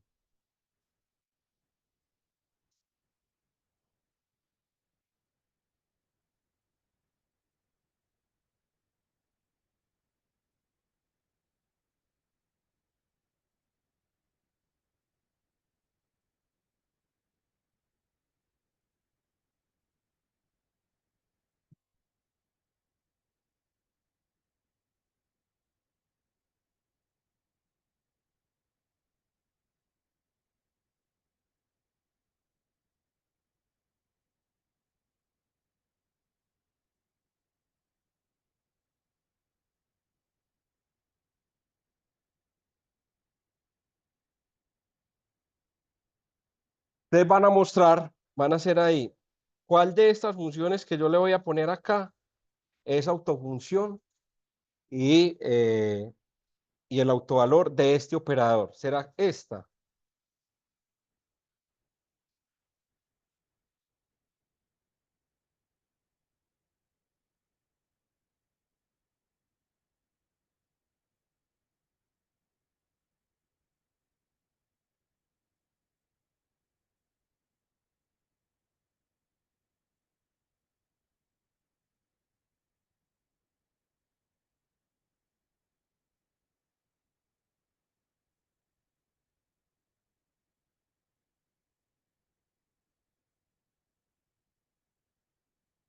¿Cuál de esas tres es autofunciones de ese operador?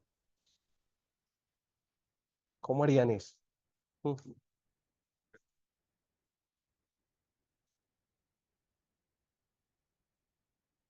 Para que sea autofunción, ¿qué tiene que pasar? Tiene que pasar que P aplicado a cualquiera de las funciones, la voy a rotular con J. Ah, ¿qué hice yo ahí? Bueno,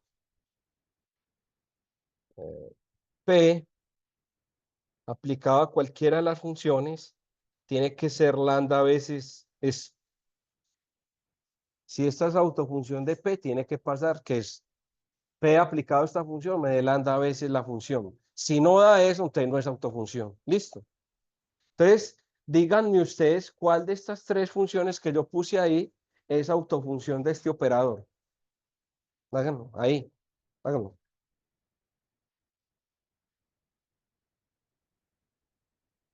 Escojan la primera función, le aplican este operador y mira qué les da.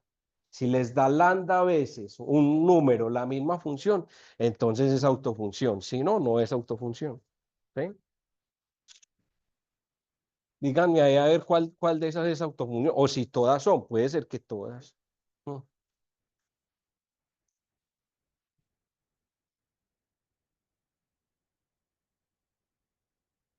De nuevo, estamos viendo aquí la parte matemática, ya nos vamos a meter a los ejemplos físicos, pero necesito que ustedes se interioricen bien esta parte, porque si no, ah,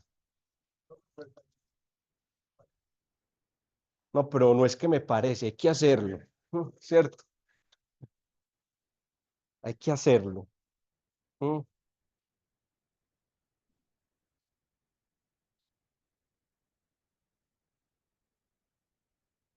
Y es la unidad imaginaria, ¿listo?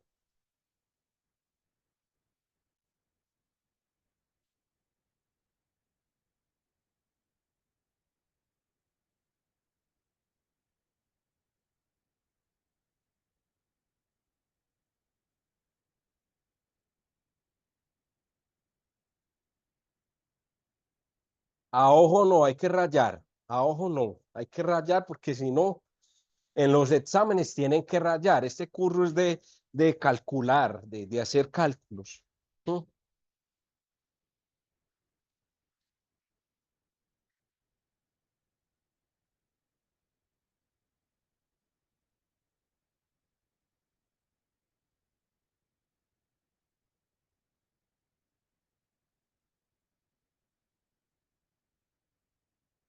Hola.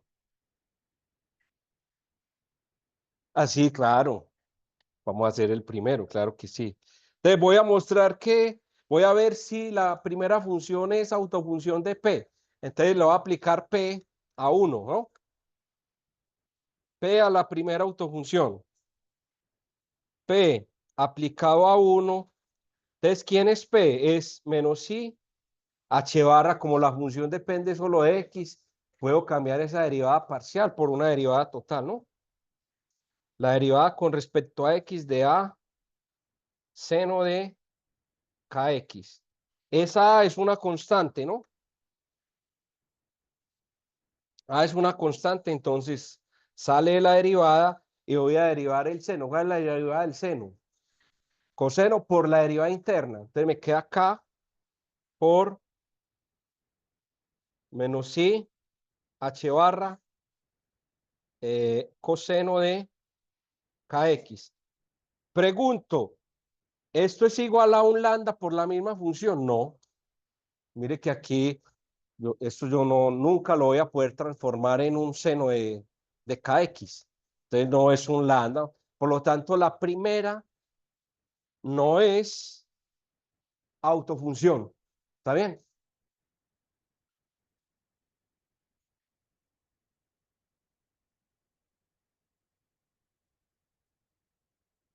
Entonces, esta función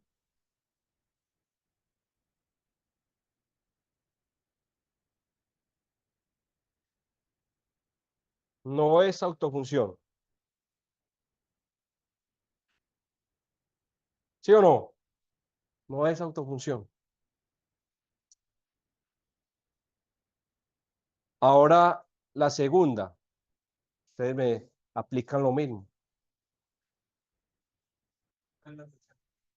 La tercera.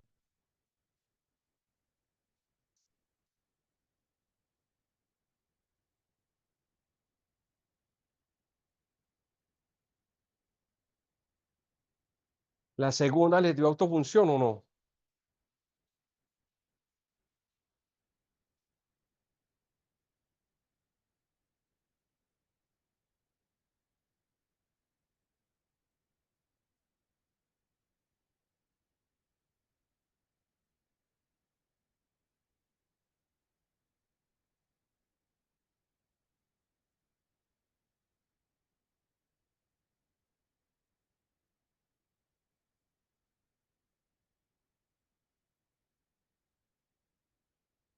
Cuénteme.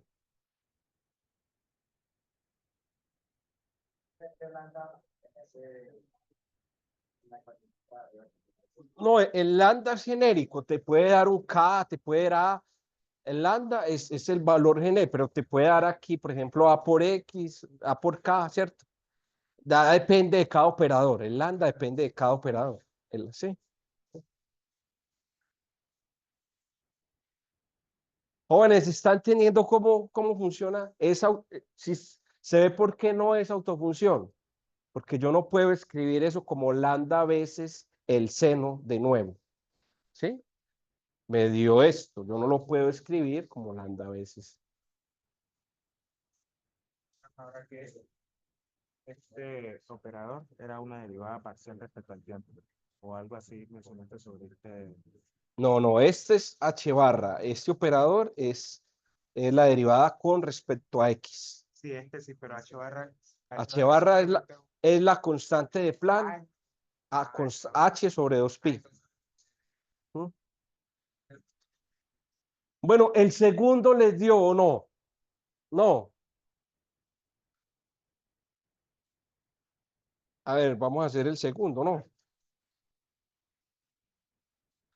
Este no, ¿cierto? Tachado. El segundo, Entonces, el segundo es P aplicado al 2. Entonces me queda menos I H barra la derivada parcial de menos IA coseno de KX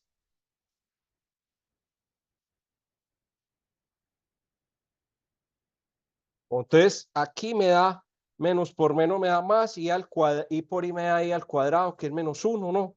De esto me da pero la derivada del coseno es menos el seno, entonces vuelve y da positivo, ¿no? Entonces me queda que esto es H barra K A seno de KX, tampoco es autofunción. ¿Listo? Tampoco es autofunción. ¿Listo? Porque no me da lambda a veces la función inicial. ¿Sí? Sí. Y tampoco es autofunción.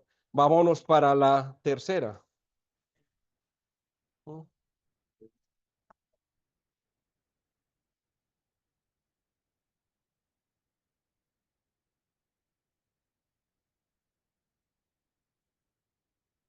La tercera.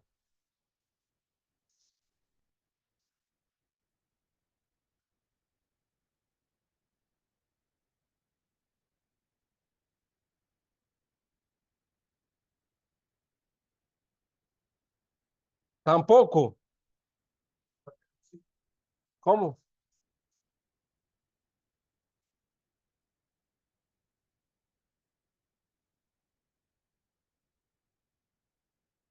Entonces esta tampoco da. Bueno, entonces tampoco es diferente a lambda por la función. Y si le ponemos a esta al menos, ¿sí nos daría o no? Aquí. Menos.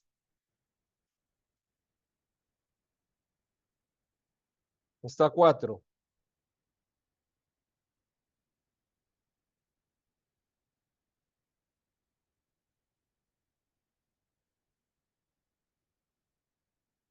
Sí da.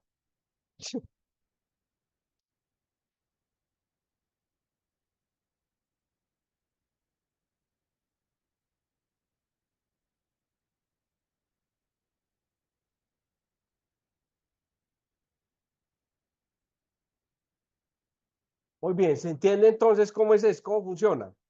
¿Sí o no?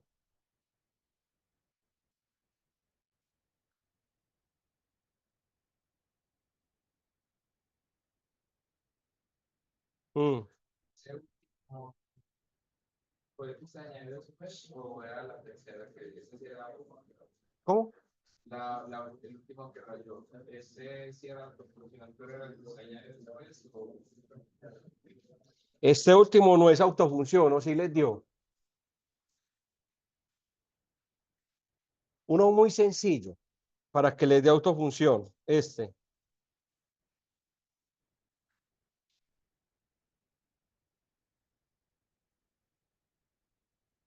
Muy sencillo. Si yo derivo esto, vuelvo y me da la exponencial y ahí sí te da un lambda a veces X. ¿Sí o no? ¿Está bien? ¿Sí o no? Voy a mirar con esa función 5. P aplicado a 5 me da menos I H barra la derivada con respecto a X de A e a la menos I K veces X. ¿Cuánto me da esa derivada? Bajo el menos I, ¿cierto? Entonces me da positivo, negativo, ¿cierto? Entonces me da ¿cuánto? HK. HK A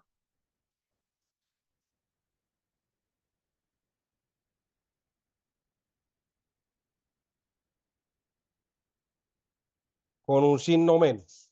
¿Sí? Entonces mire que ahí vuelvo y reproduzco la función. Ahí sí me da, esa sí es autofunción. ¿Sí? El lambda en este caso es ese que hay ahí. El lambda es ese. ¿Sí? Por ejemplo. ¿Está bien? ¿Se entiende? ¿Sí?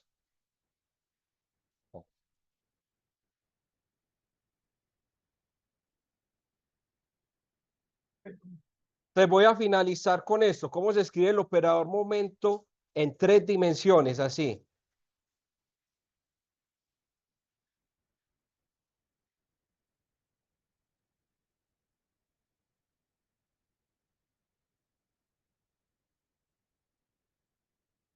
Y el operador energía cinética.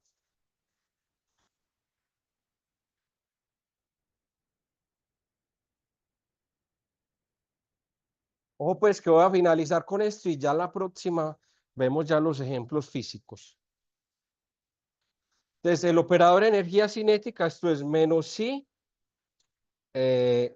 nabla, escalarmente por menos I h barra nabla, esto sobre 2m, p al cuadrado, exactamente. Entonces esto me da positivo, me queda menos h barra cuadrado por nabla cuadrado. Así vamos a escribir el operador energía cinética. Listo. Ya conociendo el operador energía cinética, podemos escribir el operador hamiltoniano y empezar a resolver problemas.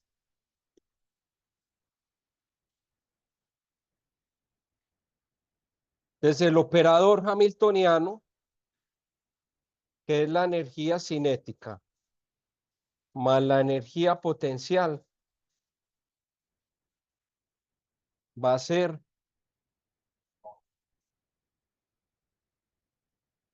menos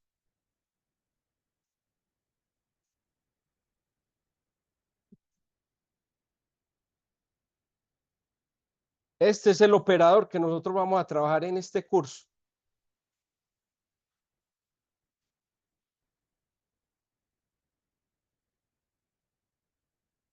Y vamos a seguir esos pasos que yo les enumeré después de los postulados. Con este operador, dependiendo de la energía potencial, vamos a encontrar las autofunciones, los autovalores y después vamos a calcular los promedios.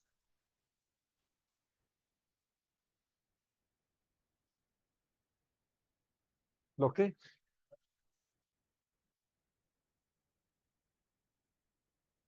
¿Quién le quieres tomar foto? No sé.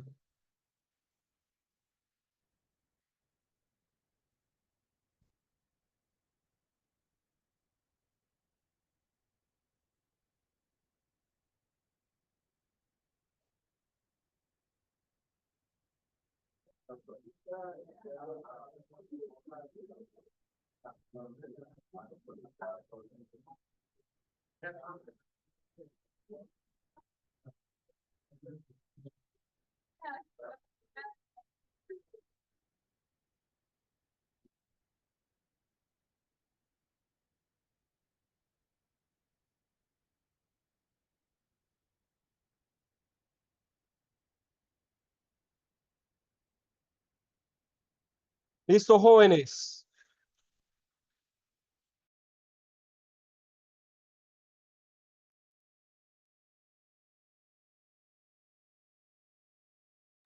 Gracias, Que profe.